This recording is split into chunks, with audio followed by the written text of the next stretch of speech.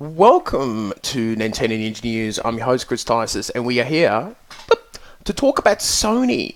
Now, what we've heard about Sony is that they are skipping E3 in 2019, which is quite a big thing. They've never done this in the 24 years at E3. Now, some people wondering why they're doing it. Is it because they don't have much to show or anything like that? And yes, both Microsoft and Nintendo have sort of rubbed it in their own way, saying that don't worry, we've got plenty of things to showcase at the event next year.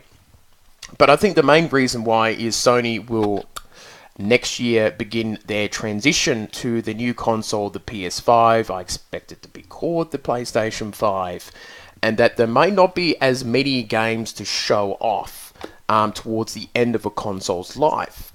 So what will happen, I think, is that they will have something to show off at their own events towards this time next year, and they might even talk about the PS5 this time next year or early 2020. I'm not too sure about that.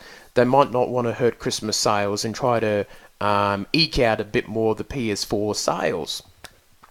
So, and they will have a lot of good games to show off, I suppose. A lot of the developers are probably starting to make a move on to the next console and all that sort of thing. So, I don't think the reason is particularly complex. It's that Sony trying to manage the next console generation of the PS5 into the next into 2020.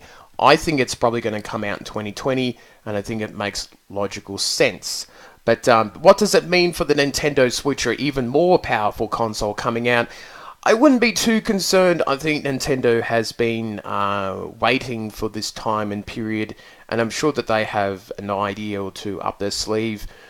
Remember, everyone thought that they were doomed after the Wii U, and things have worked out pretty well for them for the Switch. But they do need to keep that momentum going because it has slowed just a little bit for them. So, no Sony at E3 next year, but I think we know why. So, that is it for me, and I shall see you next time.